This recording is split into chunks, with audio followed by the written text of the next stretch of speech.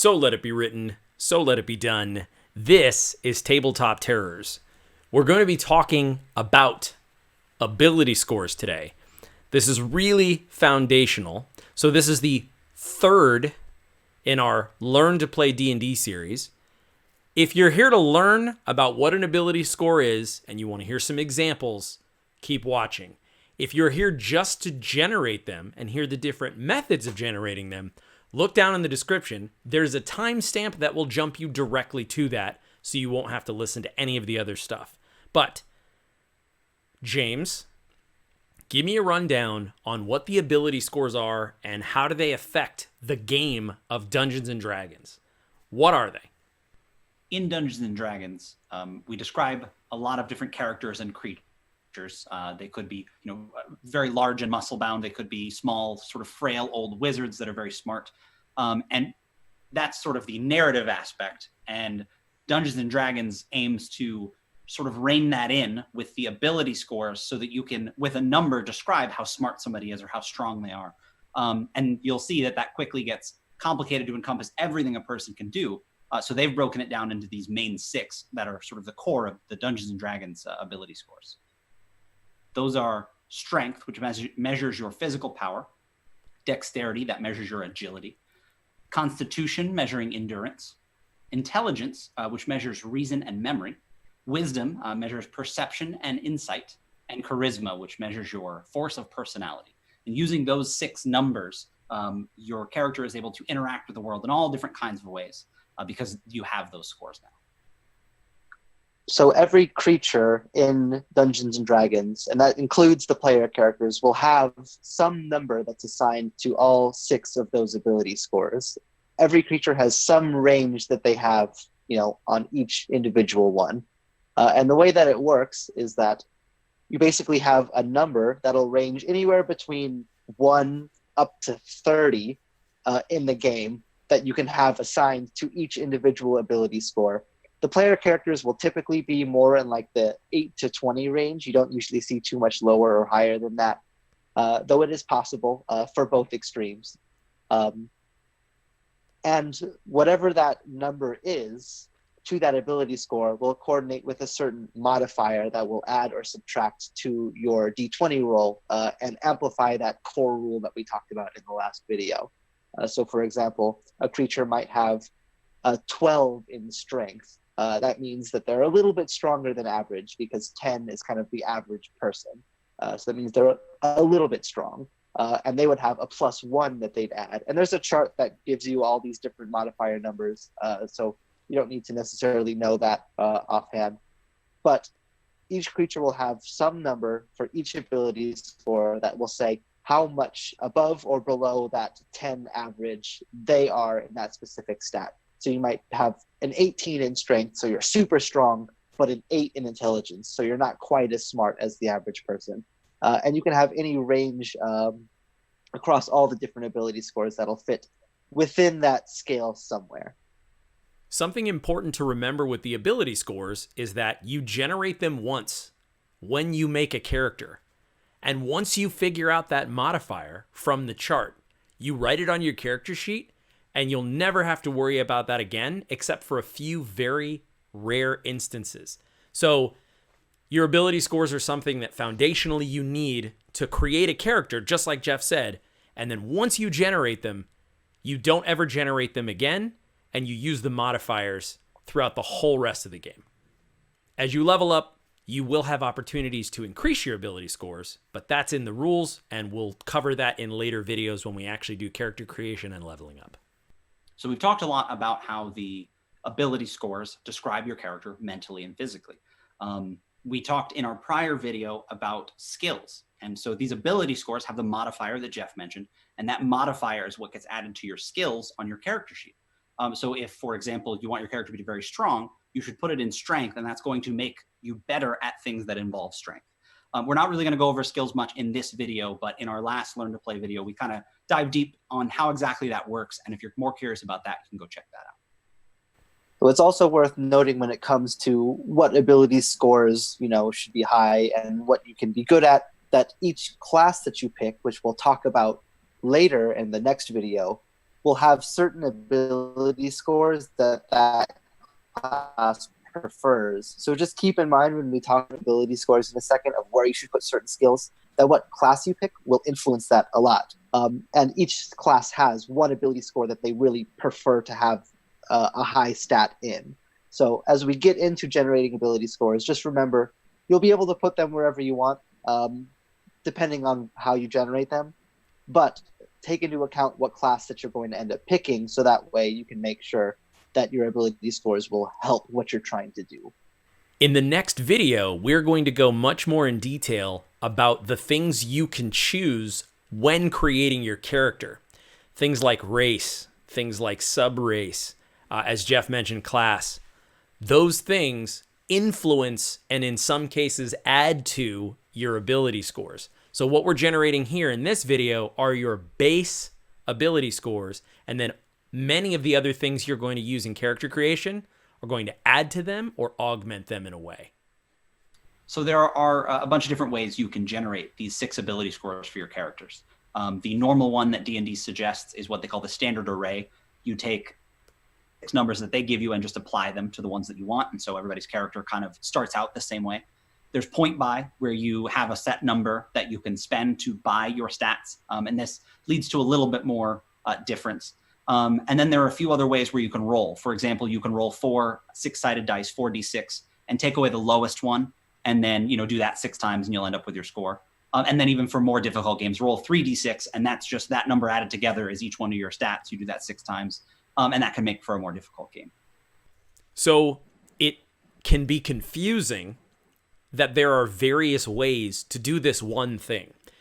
Each of the methods that James described are a little different, and while the numbers are similar in range, there are some variances. And so we're going to go through each method one by one and explain what it's good for, what we use it for, and how it works. One of the things we recommend, though, is whatever method you choose for your table as the game master, everyone should use the same one so that range is as close as possible. So now let's work through the different methods, why they're different, and how to do them. So the main way that D&D 5th edition recommends that you generate your stats is to use their standard array. And basically what that means is that there's a set list of values that you get to just take and assign to the ability scores however you want to. No spending points, no rolling dice. It's just you have the solid numbers and you get to pick where they go. And those numbers are 15, 14, 13, 12, 10, and 8. So basically you get to take those numbers and just set those as your ability scores in whichever one you want to. And they don't have to be in that order. So I could put a 15 in strength, a 14 in intelligence, or I could put the 15 in charisma and, have only a 10 in my strength. And you get to just assign them to whatever spaces you want them to go. And why standard array is so recommended and sort of the favored method is that it guarantees an even curve of being good, average, and okay, and poor across a different range of attributes. So you'll have one skill that you're really good at, you'll have a couple that you're pretty good at, one that you're flat average at, and then one that you're bad at. And so it ensures that you have strengths to your character and some weaknesses, which kind of helps to give everybody different things that they're good at so that no one's hogging the spotlight, and that you always have flaws and strengths that you can harness as a character.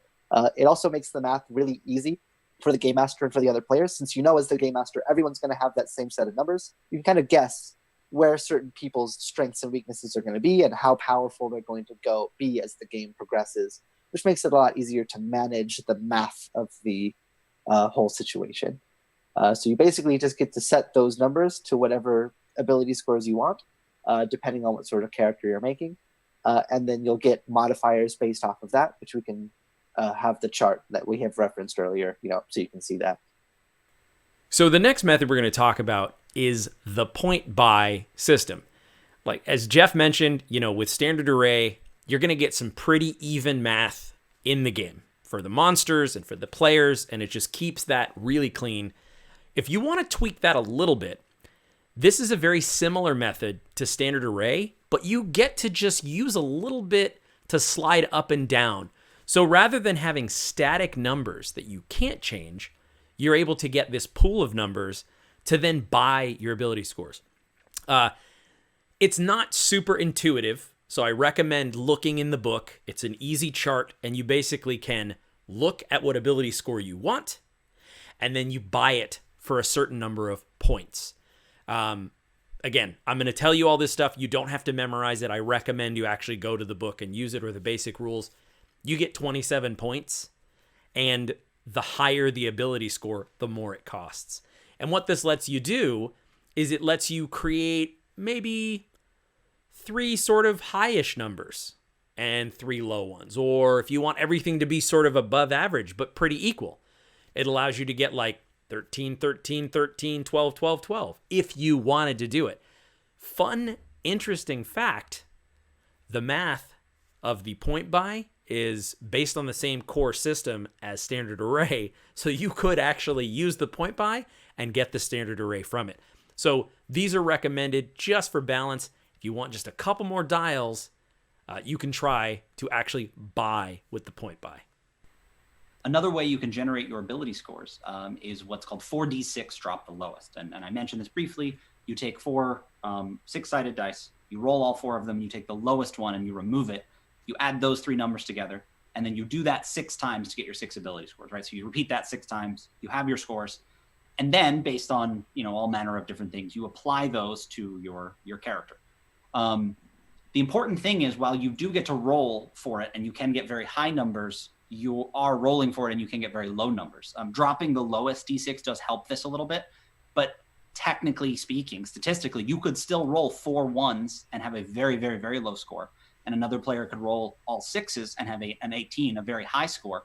And as Jeff mentioned with the standard array earlier, it helps the GM out a lot because they have an idea that everybody's on the same footing, but this method it will usually be roughly average, but can create somewhat swingy results that can make some player characters better than others. And so that's why a lot of times the standard array is suggested. So here's an example of what I mean, right? So I have 4d6, 4 6-sided dice. I'm going to roll them. Okay, and so I've rolled all 4, and what I'll do is, looking at them, I have 2 4s, a 3, and a 1. So it's 4d6 drop the lowest, so I'll take the 1 out, it doesn't count, and then I will add together my 4, my 4, and my 3, which is 11. And now I can place that 11 wherever I want, in my strength or my intelligence or somewhere else. Usually I would go ahead and do this the 6 times and then apply them, but you can do them in order and however you want. But basically, that's exactly how you do 4d6 drop the lowest. There's another method, and again, there are other various methods. This one is called 3d6 down the line, and you only roll 3 dice.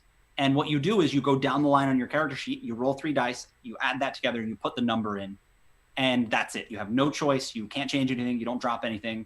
And again, if everybody does it this way, you will have characters closer to each other, but it makes for a lot more brutal game where it takes a little bit to get better at things and have high enough modifiers to not make everything a little bit more difficult.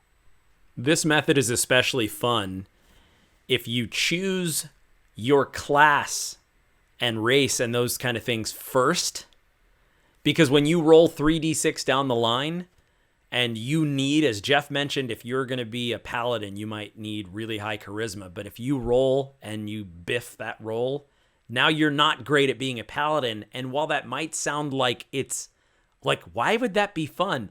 Sometimes being bad at something can make the game more fun. So 3d6 down the line is definitely something that is more of a, if you want it on hard mode. Yeah, it should be noted that 3d6 is a very extreme way to play, and that it's going to vary widely from player to player if that sort of thing is enjoyable. So, for example, what Tim just said about it being very fun, I personally would disagree. I hate doing 3d6 down the line because of how unpredictable it makes my characters and how weak they are in the game. So it is totally standard array. 46 drop the lowest are going to be ways to get like pretty standard strong characters. There's a bunch of other ways you can generate stats ranging from 3 to 6 down the line to some very strange, wacky options that are out there. If you want to look for them, they're around. But they do change the way the game feels and how the math kind of fits out. So different ways to play for different groups and different preferences. It's also important to note as we do these that until the game begins, there's no rule that says you can't switch things around or change your mind. So as you generate these scores, if you decide you want to be a little stronger, or maybe you discover something about your character as you start building him or her, and that is totally fine too. So none of this is like 100% permanent until the game begins. You can kind of slide these around depending on how you generated them. Being able to switch things around, especially can be useful in the case of if you roll for your stats with these 46 drop the lowest or 3 to 6 down the line. Sometimes the odds are just against you and you roll very, very poorly. It's completely acceptable to ask the GM, hey, I roll my stats and they are terrible, and that wouldn't be fun for me to play that sort of character in this game. Would you be okay if I tried again to get a little bit more of an even spread?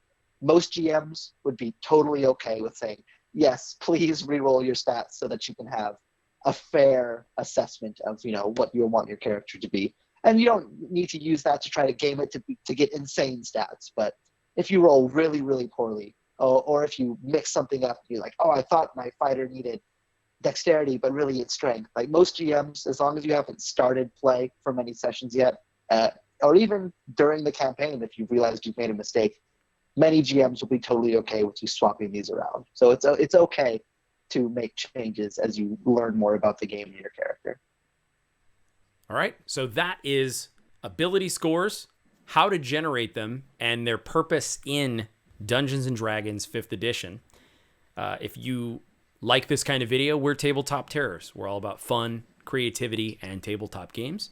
Consider subscribing, and of course hit the notification bell so you know when our new videos go up on the channel. So we're going to do a Tabtarian toast, but first, in the comments, put your favorite method of generating ability scores and why. And maybe there's one that you use that we didn't even talk about at all. We'd love to hear those wacky, zany ones as well. I've heard some pretty ridiculous ones. Like, is the squeeze worth the juice on that? Anyway, let's do a Tabtarian toast. May you mend the first break. May you kill the first snake. May you conquer everything you undertake. Slancha. We always end things with a Tabtarian toast. In the comments, I want you to put what your... This guy. Was that a sneeze or... That was a sneeze, yeah. I was trying to hold it in so long. Oh, he's gonna get to this toast eventually. Oh, dude, I'm the wrong guy to be talking when you're I know, I didn't want to do it on camera. I'm so sorry. That was great. I was just like, That's and then fine. I thought I was muted. No, it's perfect. That's really cool because you just made the end card, so at least there's that. That's hilarious, actually. Yep. There you go.